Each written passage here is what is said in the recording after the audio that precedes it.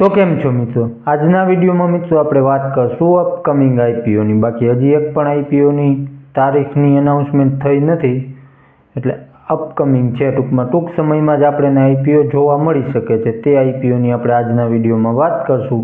બાકી અત્યારે market condition જોઈએ તો ઘણી જ ખરાબ ચાલી રહી છે, તેના કારણે સારા આઈપીઓ પણ આપણને જોવા નથી મળી રહ્યા। એટલે આઈપીઓ માર્કેટ પણ અત્યારે ઠંડુ ચાલી રહ્યું છે, અને જે આઈપીઓ ગયા તેમાં પણ આપણને લિસ્ટિંગ નેગેટિવ જ જોવા મળી રહી છે, કોઈ સારી એવી લિસ્ટિંગ જોવા નથી મળી રહી। તો આવતા મહિને એનએસડીએલનું આઈપીઓ આવી શકે છે, કારણ કે ઇસ્યુ સાઇઝની વાત કરીએ તો લગભગ 3000 કરોડની આસપાસ ઇસ્યુ સાઇઝ હોઈ શકે છે। બાકી આઈપીઓને મંજૂરી તો ઘણા ટાઈમ પહેલાં જ મળી ગઈ હતી, પણ માર્કેટ કન્ડિશન બરાબર નહોતું હોય, તેના કારણે આઈપીઓ હજી સુધી આપણને જોવા નહોતો મળ્યો। હવે નેક્સ્ટ મંથ આઈપીઓ લાવવાની જે ડેટ હોય એ એક્સપાયર થઈ રહી છે, એટલે આવતા મહિને આપણને આઈપીઓ જોવા મળી શકે છે, કારણ કે કંપની આના ઉપર વિચાર કરી રહી છે।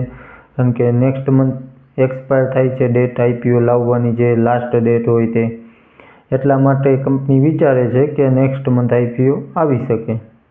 બાકી મિત્રો કંપની સારી છે, અને મારું માનવું એવું છે કે આઈપીઓની ડિમાન્ડ સારી રહી શકે છે, કારણ કે ડિપોઝિટરી કંપની જે કામ કરે છે એ આવી બે જ કંપની છે। એક અત્યારે સીડીએસએલ છે, જે ઓલરેડી બજારમાં લિસ્ટ છે, અને બીજી છે એનએસડીએલ, એટલે કે જે આપણે આ ડીમેટ એકાઉન્ટમાં આપણે શેર લેતા હોય એ આમાં જમા રહેતા હોય છે આપણા શેર। બાકી બ્રોકર સાથે એને કાંઈ લેના દેના નથી હોતું। આપણા જે શેર હોય એ સીડીએસએલ અથવા તો એનએસડીએલ, આ બે ડિપોઝિટરી છે, એની પાસે આપણા સ્ટોક હોલ્ડ ઉપર રહેતા હોય છે, એટલે કે ત્યાં સ્ટોર થતા હોય। એટલે આ કામ કરે છે કંપની, એટલે કે મોનોપોલીવાળો બિઝનેસ છે, કારણ કે બે જ કંપનીઓ છે આમાં। એટલે આની આઈપીઓ આવે ત્યારે ડિમાન્ડ સારી રહી શકે છે, ને ભવિષ્યમાં પણ ડિમાન્ડ સારી રહી શકે છે।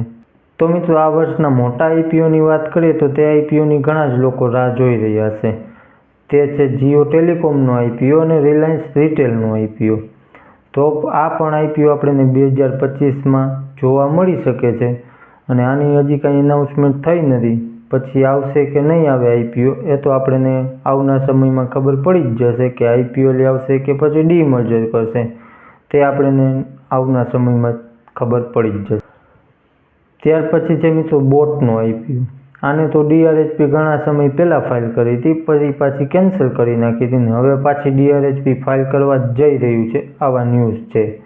બાકી હજી ડીઆરએચપી ફાઇલ થઈ નથી, એટલે બોટનો આઈપીઓ પણ આપણને ટૂંક સમયમાં જ જોવા મળી શકે છે।